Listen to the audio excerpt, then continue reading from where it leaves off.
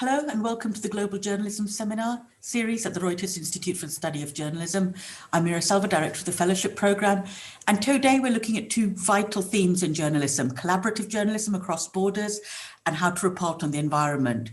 Really pleased to have with us today Gustavo Faleiros, a Brazilian journalist spearheading a new team of investigative journalists sponsored by the Pulitzer Center to collaborate on stories from the rainforests of Congo, Southeast Asia, and the Amazon. And I'm incredibly jealous of his location amid kind of beautiful, humid rainforests.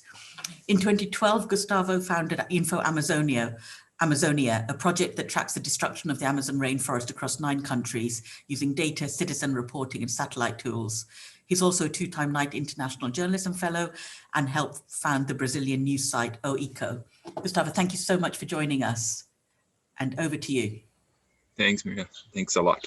Hello, everyone. It's a pleasure to be here. And I want to share some past experience doing collaborative journalism, reporting on the environment using data resources, and of course, present to you this new initiative that I'm coordinating together with the Pulitzer Center. Let me share the screen and start this presentation. Okay.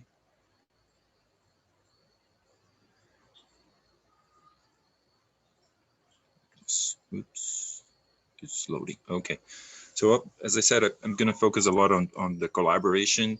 I think one of the main tones and the main goals for me is to establish this, how to report complex connections. You know, that's really what we do when we're doing environmental reporting. When you're talking about an ecosystem as the Amazon, there's a lot of complexities, not only because of the amazing variety of life forms, biodiversity, and cultures existing there, but the size of the ecosystem imposes a really big challenge for us on, you know, reporting on these connections. So for me, really reporting about the rainforest is establishing a connection about the rainforests and, you know, other environments like a city like São Paulo, where I am from, where I live most of my time. So how these two apparently very different environments connected to each other, and the answer for this is there's a lot of complexities on the environmental systems that are sustaining this connection, and studies and science is showing us more and more that these two environments, the urban environment and the rainforests, are really connected. So let me show how they are connected. You know, this is where São Paulo is, and this is where the Amazon. And this is our satellite imagery, satellite data actually, coming from NASA. And this connection, it's made through the system of circulation that can circulate both humidity and pollution. So I think this story tells a lot about the moment we are living, because we are realizing how this two different environments I was saying are connected. So here's, for example, how humidity travels from the Amazon to São Paulo. It's something that more and more using this expression about the flying rivers, when the humidity coming from either from the Atlantic Ocean and from the Amazon rainforest is pushed towards the Andes and goes down to the south. So what we see, what we learn more and more is that the power generation of this continent of South America and Brazil especially depends on the system, because most of the energy is generated by hydroelectric power plants. And right now we're missing a lot of the rains that sustain this power generation system. Other things that depends on the system are the major production of commodities like soybeans and beef, and not only in Brazil, but also in Argentina. So the whole continent is really connected to the forest because of the rains that are generated or regulated by this immense forests. And recent studies, actually this week there's a study in Nature showing that there are evidence that the more you deforest, more you risking to break the system. And you probably have heard about the tipping point. It's a theory that is being advocated and pushed by two great scientists, Thomas Lovejoy and Carlos Nobre, mentioning the possibility of the when you cross this tipping point, the system is just reaching a new balance, which means that this travel, this flying rivers, the strip of humidity, it will not be possible in the same way. So it's a very interesting connection that shows how complex it's to report on the rainforest and its connection to the economic systems. And 2 years ago, we saw something that was really shocking. And the whole world, as you know, pay attention to the immense forest fires that happen in the Amazon.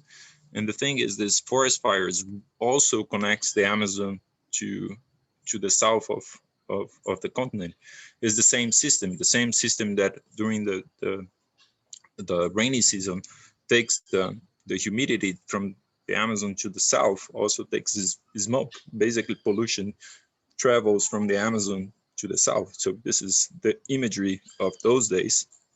You can see 16th of August, 17th of August, taking particulate matter from the Amazon, from the forest fires of Western Amazon and part of the Chaco in Paraguay and Bolivia to the city of Sao Paulo. And the image that shocked everybody was this one, right in the middle of the day, right, 3 p.m. in the afternoon, everything got dark. So there was a combination of a meteorological combination, of course, that allows this phenomenon to happen, but that sparked that major outcry that we saw in 2019 against the forest fires. So I think this is an example about the Amazon, which tells a lot about the other rainforests and how challenging and important for us as journalists is to create conditions to tell this big story. It's very literally a big story. You're not talking about one city or one place.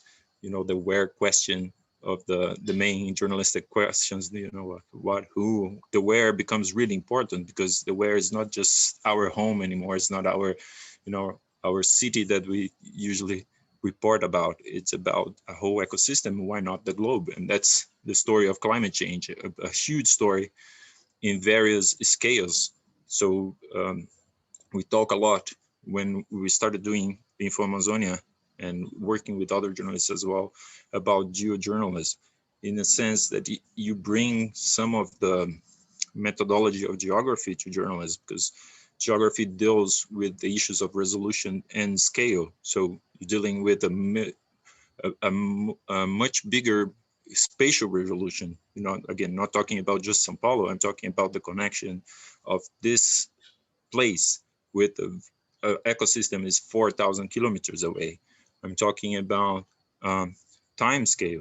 You know, that this changes will be happening not only I'm not just only looking at the moment these crises are happening. I know it will be lasting. The challenge of climate change will be lasting for the 1 century at least. So how we prepare to tell a story that will be unfolding in the next decades, and that's been happening with the forests. Let me show the trends just to mention how important for us to look at the trends. Here are the latest numbers of Global Forest Watch, great system that's measuring primary forest loss in all the globe. So if you look at the tropical primary forest loss, you see a trend, upward trend that started in 2012.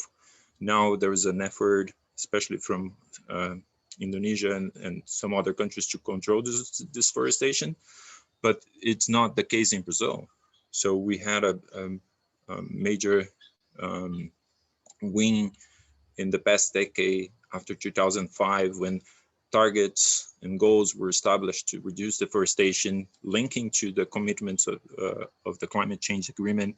And you can see the trend of reduction lasted until 2013, and then we start again, like this upward trend.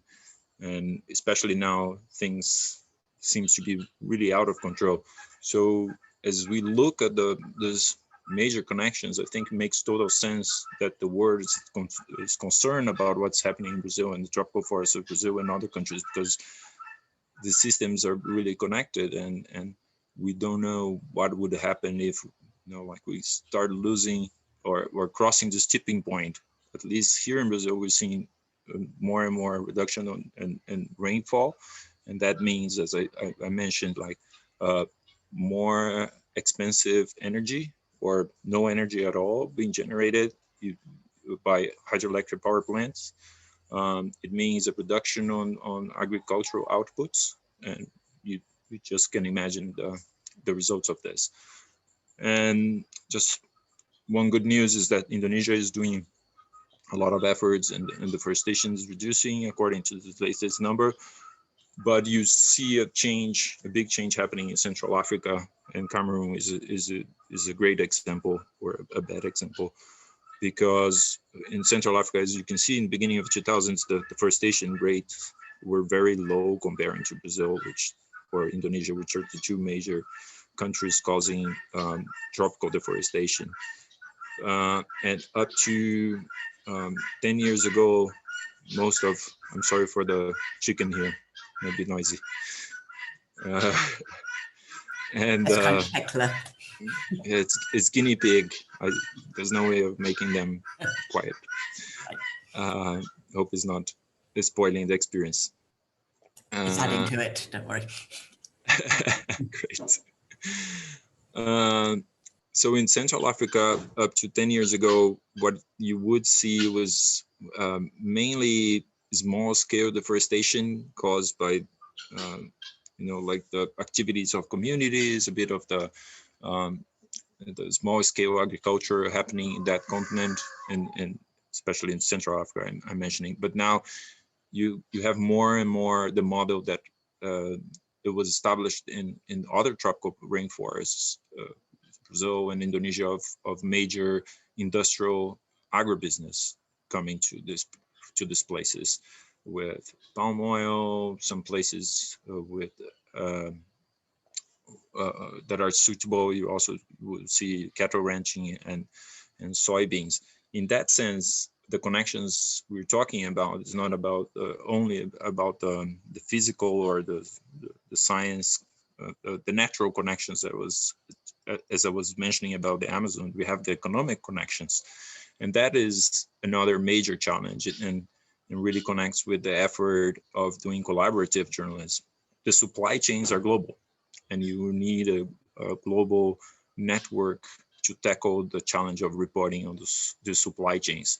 Same thing apply, and don't get me wrong, I'm not putting in the same plate these two categories. The illegal activities and criminal networks are also global. Again, don't take me wrong, I'm not putting legitimate economic activity in the same plate as criminal networks, but there's two economic activities have the same characteristics. They're really global. So if you're talking about gold supply, which is really linked to illegal activities, or other metals as well, these are global chains, supply chains that are linked to some kind of criminal activity on the ground. A lot of times, especially here in the Amazon. Other things that are connected, well, drugs are a lot of here in the Amazon. Narco traffic, it's operating a lot in the Amazon region, and we all know how global these criminal networks are. And these activities, both legal and illegal, somehow, or with various drivers, are causing the destruction of these rainforests. And for us, I've seen the same for us, for the network that we've been working both with the InfoAmazon and other websites and Pulitzer Center. That becomes one of the most important stories of our times, because we're really witnessing history here. We've seen the disappearance of rainforests, and we don't know what's going to happen when they're gone. We have this theory, as I said, like the tipping point, that rainfall is going to diminish, species will change. So it's a major change in a global scale. And that comes now the moment of discussing how we tackle this challenge of reporting for us journalists, how we deal with this. Like my take and of any other many other colleagues is to work collaboratively as a network. So I think instinctively we started doing this in the Amazon region with OECO that Mira just mentioned, this website that I worked years ago, and then that led to the creation of InfoAmazonia. So this was a first workshop that we did in 2011 with the team of Google Earth to train and to help journalists on how to use satellite imagery to investigate the rainforests. And the reason of using this kind of technologies is really to deal with this challenge of managing huge scales, both spatial scales and time scales with satellite imagery and mapping tools. I truly believe journalists become some kind of modern cartographers because they help to understand the territory almost in real time. When you reporting about the Amazon or rainforest or any other environment or ecosystem or place, you helping to contextualize that place with your story.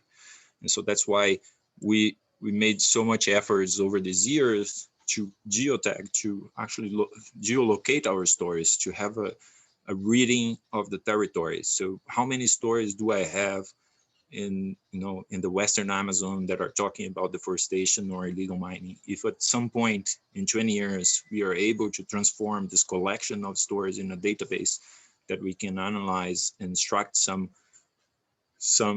conclusions on how we are being effective on witnessing or reporting this major transformation over time, I think we'll both improve journalism and both understand better if we were effective in the past on actually reporting this big transformation that is happening right now.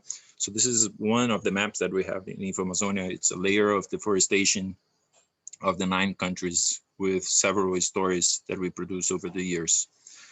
And InfoAmazonia was one project that made this, and we had the chance of using this model in other countries as well. So today we have Info Congo doing kind of the same thing. We have another project that's called Info Nile, does the same, Equatorial Indonesia. So we call the geojournalism network websites that are using this technique of mixing cartography with journalists in a way that journalists help to contextualize the data or the territory, and this data about the territory mostly coming from satellite imagery and mapping and cartography help to give a better context to this to these stories. And of course, it's not only about visualizing all the stories and the collaboration. It's much more complex than just creating the network. Of course, we need to do more of the in-depth investigation. So we also pushed in InfoAmazonia for a lot of the work on the ground. I think the most in-depth work that we've done to this point, it's a series of investigations about the illegal supply chain of gold connected to the Venezuelan Amazon. So we started with this story called the Digging into the Mining Arc. The mining arc it's a project that deserves this kind of major effort. It's a decree that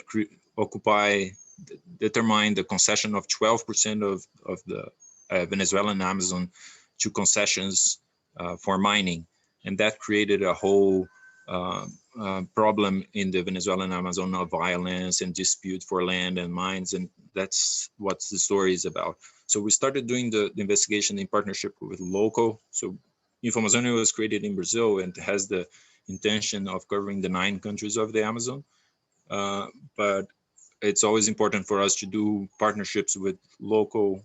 For this, it's very important for us to do local partnerships with outlets in the country. So in this case, we work with Correio de Caroni in Venezuela, and that evolved, like for other stories. So we then move and doing another stories called Venezuela, the Smuggler's Paradise, which then we connected and start collaborating with the Miami Herald in the US and a website called The Correspondent in Holland to show how this gold was actually coming out of Venezuela, going through Colombia to Miami, and going through the Dutch Caribbean, the Antilles, to Europe. And we managed to hear a lot of sources and discover these routes. And it was very important for us to do this story because we saw real impacts in terms of the Dutch Parliament actually reacting and asking for KLM, you know, the air flight company, why they were transporting gold from the Caribbean, as you know, like there's no production of gold in the Caribbean, so this gold was coming from somewhere. So it helped us to unveil some of these routes, and we saw responses in government level. And finally, so it was end up being an effort talking about time scale of 5 years that started in 2017. It was is just finishing this year with the story of the mercury, because mercury is a very toxic metal that is used as a cheap solution to aggregate gold. So most of the gold in the Amazon region is mixed with mud. So people, what they do, they wash the mud and then they put mercury on this mud and agglutinate. You know, they aggregate the gold in small balls, and then they have to burn the mercury out of the gold, and that creates a lot of problems, from acid rain, you know, like toxic rain, because the mercury goes into the atmosphere and also goes to the water, and the water supply to the rivers and everything. So what you see is a healthy crisis linked to an environmental crisis, which is linked with the supply chain, which is linked with the major central banks of the world. It's just a crazy connection, you know, like because of the pandemics, the gold has been has reached the highest price ever. And of course, gold is important standard for banks, as much as the dollar or more than the dollar, because it's a very secure asset. So we saw during the pandemic a rush to buy more gold, and that had a direct impact in the Amazon. So this kind of connections, I was saying, is the ones we believe it's important to work as a group. In this project of mercury, we were looking into the connections of supply of mercury in Guyana, Suriname, Venezuela, and Brazil. And for that, we work with local outlets and journalists in each one of these countries. So collaboration is definitely the way forward. And that's why also I want to share this project about Terra de Resistências really briefly. I think it's a great project about collaboration. Journalists from 10 countries are mapping, again, with this idea that journalists help to map, being kind of modern cartographers. They mapping several attacks against environmental defenders in these 10 countries. So out of this project, a database was created with all this data about the attacks. It can be like from threats to actually murders. And then each country produced one or more stories.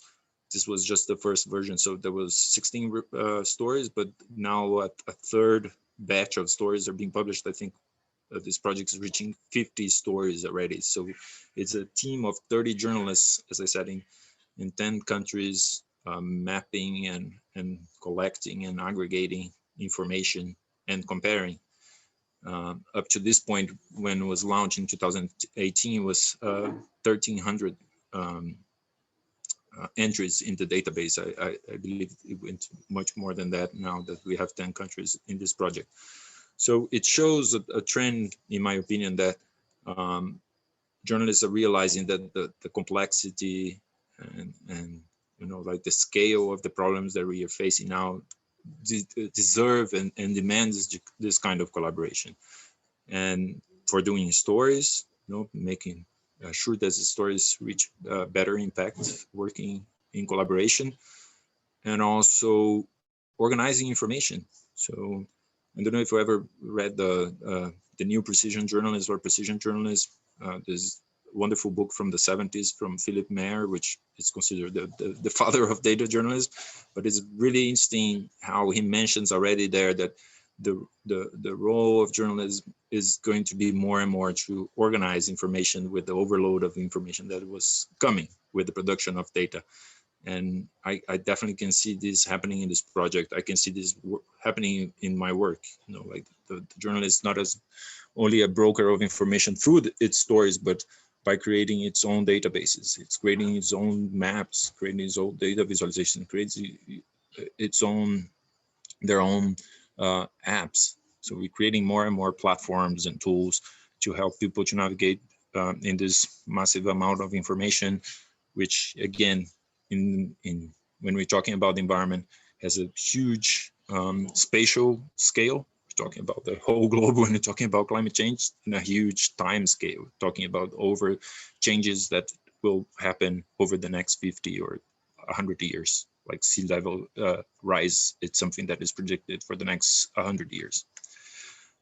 And finally, the project that I'm working now, and I'm very proud to be involved, is the Rainforest Investigations Network. It actually comes as a next step on the work that Pulitzer Center has been doing in the rainforest regions. 2 years ago, they launched what is called the Rainforest Journalism Fund, which funds a lot of the investigative projects in the 3 regions, again, the Amazon, the Congo, and the Southeast Asia. When journalists need, you know, like to pay for a photographer, or pay for their trips, or pay for a video maker, or creating a website, the Rainforest Journalism Fund is the right place to go. They're really quick on deciding. It acts as a little bit like an emergency fund for allowing journalists to do groundwork or special reports. But when more and more was becoming clear that there was need for some kind of collaborative network to tackle this challenge of looking at global supply chains, or problems that need more time to investigate, they come with the idea of creating the Rainforest Investigations Network. So these are fellowships. So these fellowships of 1 year that provides funds, right? It pays for the salary of journalists for working in 1 year investigating the rainforest regions. So it provides funds. Also, there is a lot of support on data analysis and data tools and data approach, you know, like how to work with data analysis in doing your reporting. And there is also editorial support. So I act as an editor. Along with me, there's a data editor and other members of this team. The approach, as I was saying, is a lot about follow the money and data-driven journalism. So doing in-depth stories with quantitative analysis using satellite imagery and other forms of data analysis. The idea of having a systemic approach to have these connections between countries and investigating international supply chains. And collaboration between these fellows is key for us, although not mandatory in the beginning. It's a network. We want them to do their stories, but we facilitate these collaborations, and it's happening sooner than when we're expecting. So when you have people looking at the palm oil supply chain, for example, we will find connections between countries in the Amazon and Southeast Asia. Some companies acting in these 2 environments.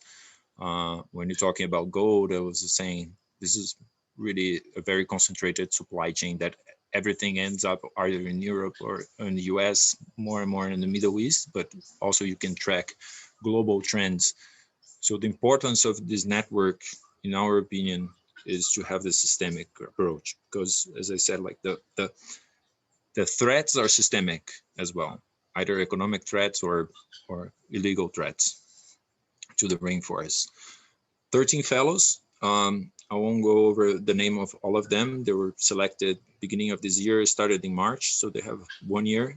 These fellows are divided in the regions. So we have 4 in the Amazon region, 3 in the Congo Basin, 3 in Southeast Asia, and 3 are working for global media outlets, global audiences.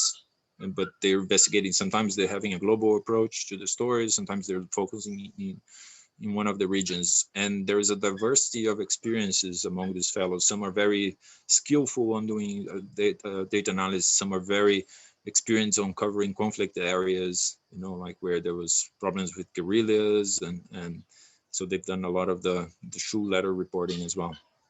And there's a diversity of outlets as well. So we have at this point the major outlets working in this network: the New York Times. Manuela Andreoni is the fellow of the New York Times. We have Bloomberg with Jessica Bryce. NBC is part of this, and El País as well is working with the fellow investigating the Congo Basin. But also we have the kind of a startup journalist present as well. InfoCongo, which is it was part of this journalist network that I mentioned, is participating. Convoca in Peru. I don't know if you ever saw this website, a wonderful investigative journalism website based in Peru, founded by Milagros Salazar, which is a fellow. We have Muzeba in Cameroon and Armando Info in Venezuela. And there's some more, like The Intercept Brazil is participating. So it's a great team. And as I said, like we're very happy to see that collaboration is happening almost naturally. People are really wanting to collaborate. They want to learn with the others. So it's very nice to see that.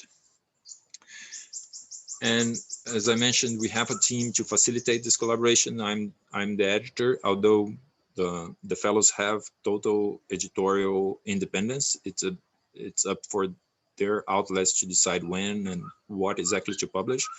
But of course, I'm almost every day saying like, oh, sounds good, good story. Let's follow this lead, and trying to be the you know, like the cheerleader for the investigations.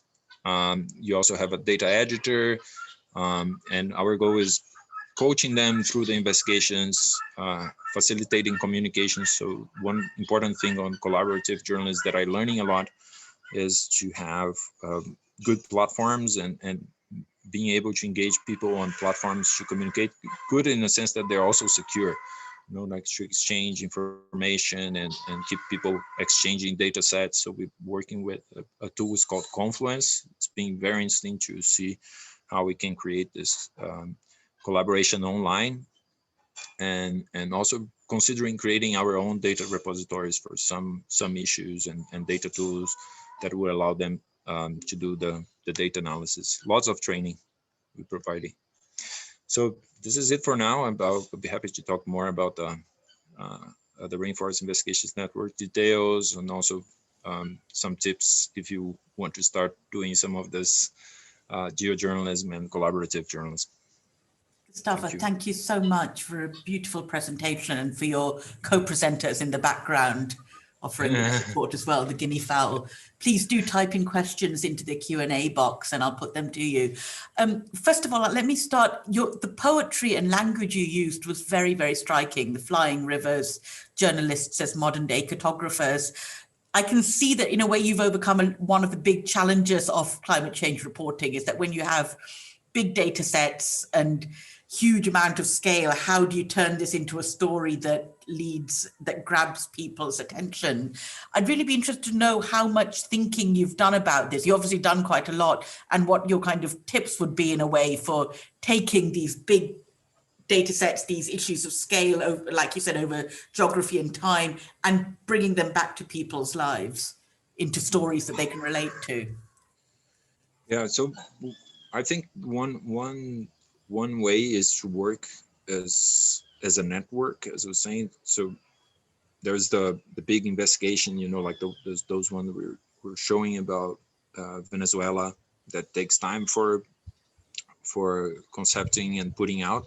But I think there is the kind of the daily work of spreading the stories in the territory and in people's life. And for me, the best examples of this in our work is kind of having this mindset that you entering in this cycle of nature. What I mean is, in the Info-Amazonian, for example, we really consider our main cycles of news, the rainy season and the dry season, which is exactly those movements, because when either is raining too much or raining too little, and that affects people directly. In the case of smoke and burning, what we try to show it's more of the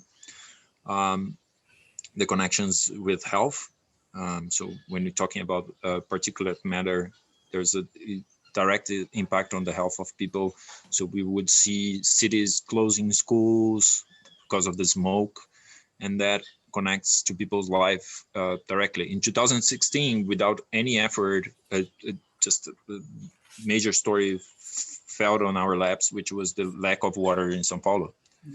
And a brilliant scientist called Antonio Nobre, which is the brother of this other brilliant journalist, scientist, Carlos Nobre, the theorist of tipping point.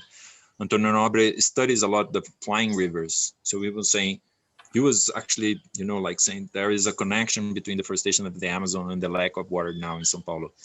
There's a lot of scientific debate around this still, like of the causal relation of one specific event, but that creates a debate that reached out everybody. I would have discussed this within family gatherings, people would really ask me, like, is there really a connection of the deforestation in the Amazon? Is this lack of water in my house now? And to the level that really people had to, there was, I forgot the word, but there was some rationing of the use of water. People would have like this, like a schedule. You will have water one day, every other day.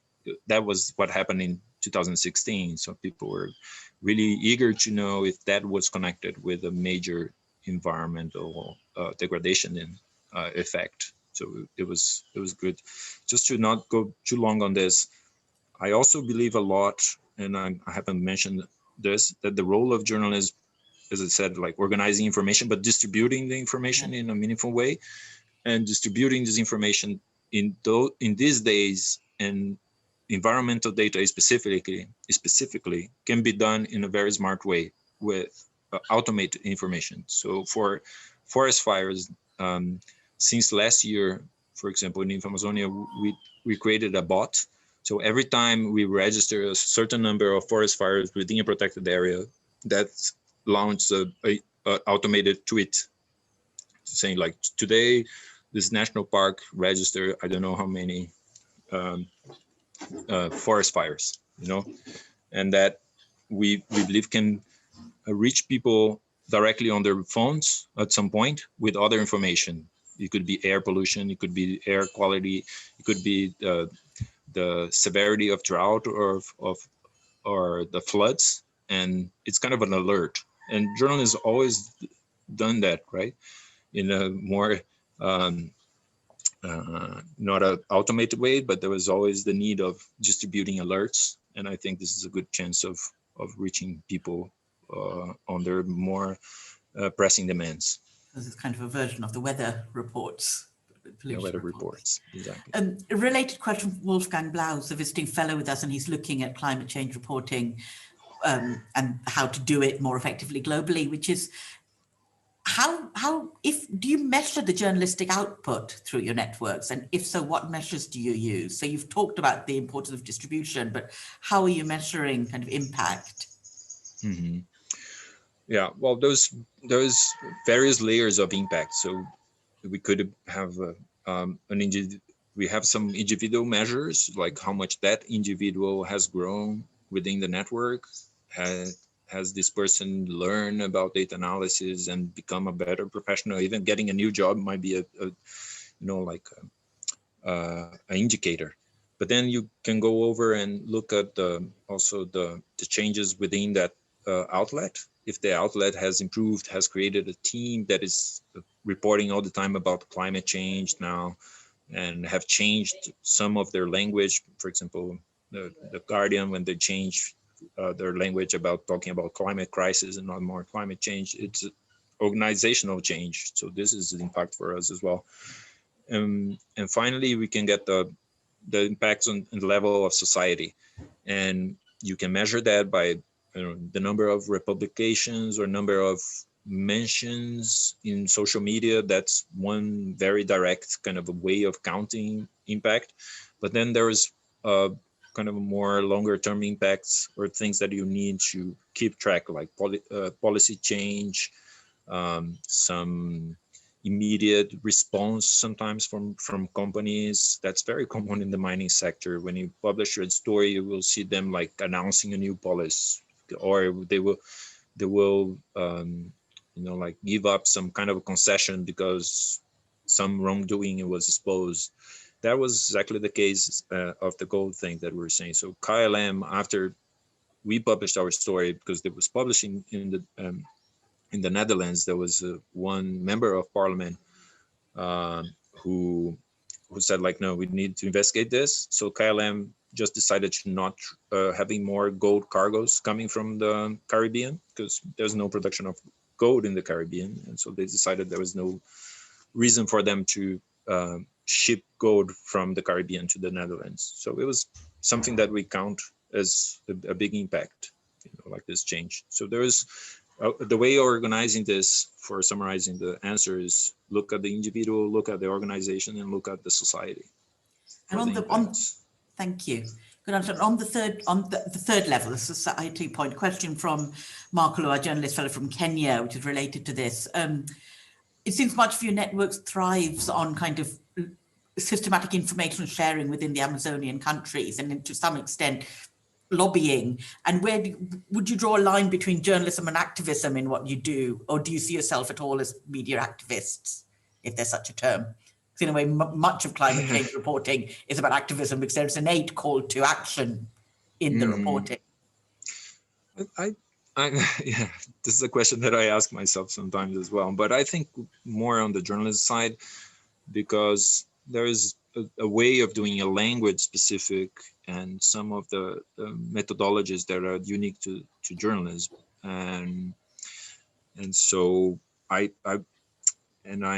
know a lot. I have a lot of friends working for big environmental NGOs, and I see the methodology of the starting point is really different. So I think we as journalists, we closer to researchers and scientists, and hopefully no scientists listening to this, they will kill me. But I do believe this because of, again, the precision journalism idea that journalists should have a hypothesis. And we know, I'm pretty sure many listening here know how many times sometimes we know the answer, we just find sources to, to affirm what we know. But more and more, because of the quantity of data, and we understand that variables are not so, they don't have this causal relation so easily proved, we started having a hypothesis. Is it, make a question, is it really real that deforestation in the Amazon stops rainfall in Sao Paulo? I'll need to read a ton of papers to prove that, while an activist will take this opportunity that science is already talking about that, and try to leverage their discourse. And I think the goals in the beginning make the methodology really different. So the info activism, it's something that we can use, by some of the methodologies of data visualization, to create some of the impacts, but it's still, the main goal is the story, and to be fair with the sources and fair with the story, and truthful to your question. If you have a hypothesis, just gather information to see if it is true. Okay. That kind of goes nicely to Rachel's question, Rachel Chitra from India, talking about the Boxing Day tsunami in 2004. A lot of the Indian coastline and much of the South Asian coastlines were utterly destroyed. And there was a conversation then about the fact that it was large-scale deforestation along the coastlines that in some ways contributed to the impact, and there would have been a buffer. There should have been a better ecosystem acting as a buffer. Would you do kind of stories on this, like on past events, essentially using satellite data, and try and look into these claims? Yeah, I think so. I think that's a very interesting story that emerged with the discussion about adaptation to climate change, right? How much the mangroves act as a buffer to sea level rise. And apparently it's true. For example, I had the opportunity years ago to follow one scientist in Suriname who was replanting mangroves. After years of destruction of the coast of the Suriname, they decided the best solution was to replant mangroves. They tried everything. They built barriers with tires, like old tires is kind of a dystopic scenario. When you go there, you have like this big trunks with full of tires, but it didn't work. So apparently just the mangroves are working. So I think that could be a story, a pulse story on how a scientist trying to change, you know, the adaptation. I think that the whole adaptation of climate change is a big story to be told about solutions. You know, I think that the solutions journalism movement is very interesting. It's very different of the assumption that we need to tell good stories as well. It's not what it's about. It's about also not just unveiling problems, but unveiling solutions to these problems. I think this is a very good point that is coming more and more to as a challenge to journalists. And by using satellite imagery as well, I would reinforce what I just said. It's possible for us to have a hypothesis and act as researchers. Of course, we might want to bring a researcher to the team to make this more solid and analyze the territory and see if we can find answers, really deploying some data to prove a point. So I would go and if I'm not wrong, it was Rachel asking this, I would go, Rachel, and do it. Thanks very much. A question again about the journalist skill set from Elizabeth, who's from Süddeutsche in Germany. What kind of skill sets do you need? A lot of skill sets for this work, and I wondered if you have a background in geography, a kind of academic background in geography, and what kind of, if you were writing a job description for an environmental journalist, what skills do you think they need? And then the second part of this question is, how do you weave social media into your storytelling? What role do you see? Mm-hmm. Well, being from the Süddeutsche newspaper, I should ask this question to her because it's amazing work they've done with the Panama Papers.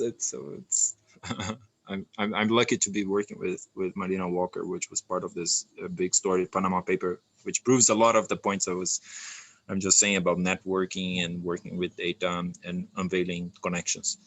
But about the skills, I think the basic skill really for us journalists is to get this the scientific mindset is the start, to understand the concepts of statistical analysis. I think it's the beginning of everything, and I'm not pretending that I know a lot at this point. I'm still studying, you know, like, but the basic difference is about, you know, like causal relation, correlation are the start of everything, and then you can move into the more specific data analysis. So the basic spreadsheets, how to handle spreadsheets and reading data, the ability of reading data, what is being called data literacy, it's something essential. You know, like as you are able to get just a table and filter the main results and getting the top results, that's a start, and then start filtering and getting trends and outliers.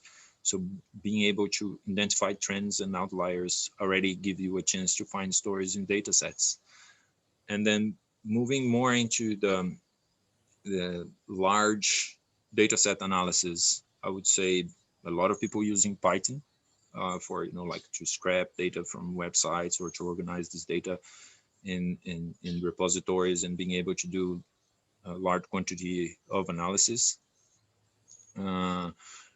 I don't know R, but I see people using R, and it's very effective for the same purpose, and getting graphical outputs as well for finding these trends and outliers. So these are initial skills I would consider if you would like to work with data.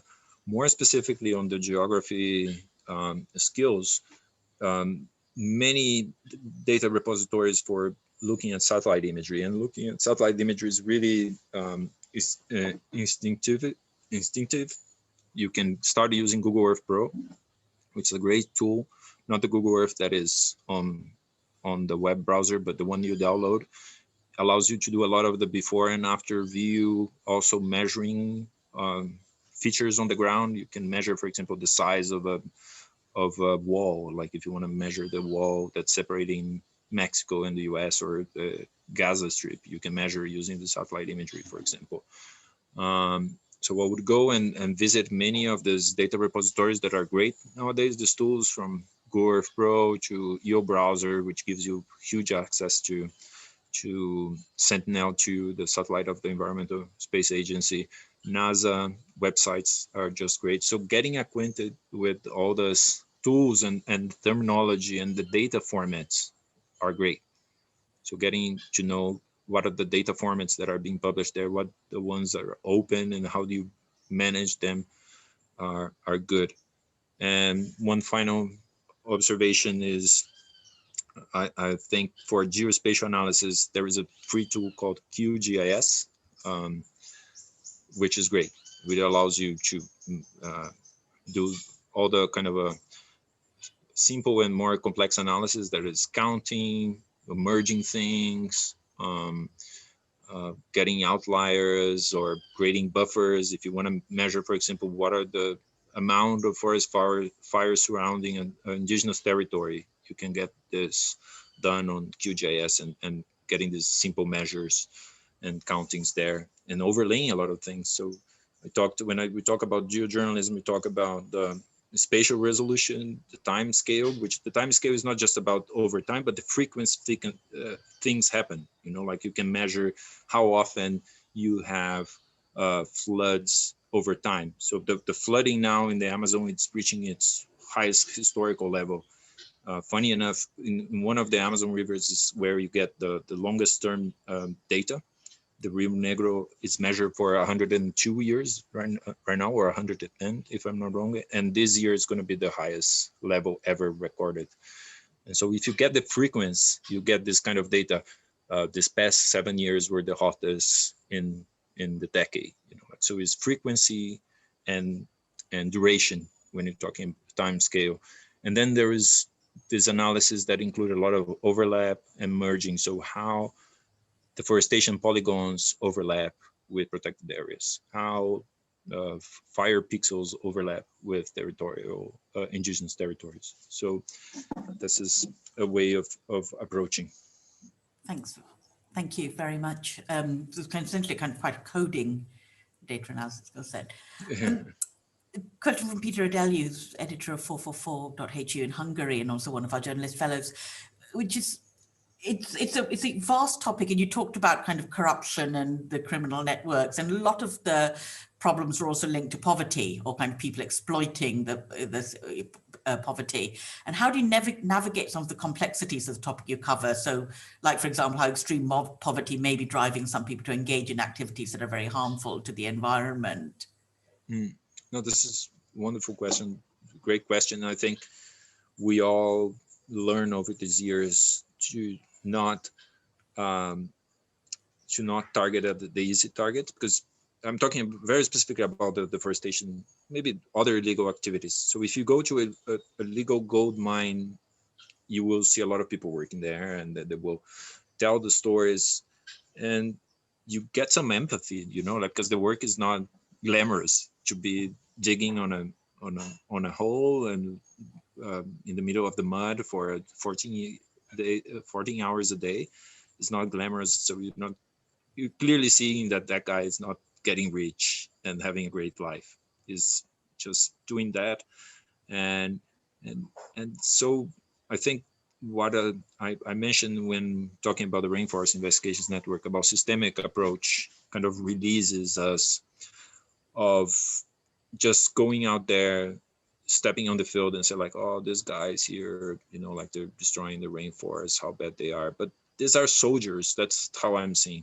And I got this impression reporting in the state of Rondônia in Brazil, when talking about the loggers or the miners. And I had the clear vision, those guys were just soldiers, like invading land, indigenous land for other people. Because in the end, they would do the hard work of, like having the conflict with indigenous people, committing crimes and being charged for these crimes. But in the end, that land that he grabbed will be sold to someone else. So he's working for someone, and gets to if you compare then with the policies to sometimes creating amnesty for these invaded lands, you see that it really connects to the top political class of some states or some interests in the Congress of Brazil and other countries as well. So what I see is a lot of soldiers on the ground doing the dirt work of invading the foresting and suffering with the conflicts on the ground for some economic interest that is not fully understood, I'm pretty sure, are contaminating themselves with mercury. So the story of mercury, I really would like to share here, and maybe you will have some time to look at it, is that the guys are getting contaminated because they're using mercury and it's a very toxic, but they're really angry of the government because the government is forbidding them to use mercury. And at the same time, that creates a whole new market for industrial mining, because these are the guys who manage to extract gold out of the mud without using mercury. So all these artisanal miners are contaminated and left on the outside in the rain, like they have no support at all for making this transition. I won't get on of course, and there are very specific cases where criminal activity, crimes were committed. So we need to look case by case, but the overall picture for me is like, it's not about the soldiers, for sure. Yeah, I mean, this then implies that, you go after the high level, people, the high level actors, which goes to a question I had from the very beginning, which is how do you give the kind of people in your various networks kind of legal and physical protection in their work? Because that's one risk with collaborative journalism projects there, and especially cross-border ones. It's like the jurisdictions, you span several jurisdictions. Journalists are often freelancers or working for smaller newsrooms or in kind of small newsrooms with less projects. Is there a system to kind of provide legal protections for them? I think it's all very specific to the countries and to the eventual lawsuits. For this network, we haven't put any specific schemes for like supporting. What we've done is we talked with all the outlets and make sure they're on board to like to protect their professionals. But what I see a lot is the power of networks or journalists together to respond to these threats. So together, it's not a cliche, together we are stronger. Indeed, when there is a threat, if the networks, local, country level networks organize themselves and start, like to creating a fuzz about these threats, it helps a lot the journalists. And that can eventually lead for, efforts to pay the costs of lawsuits, which gets high. There's a technique that is not new, but it's happening a lot. You've seen companies that are in these major supply chains filing a lot of lawsuits for defamation. But just you're saying like this activity is causing deforestation, that's considered defamation for some of these actors. And they was like, how can you prove that this deforestation was caused by me? And then the satellite imagery might help at this point. And we've seen sometimes, like prosecutors and local attorneys asking for the data that we research for some of the investigation as pieces of proof for some of these cases. So I think that's part of the evolution of the quality of the work.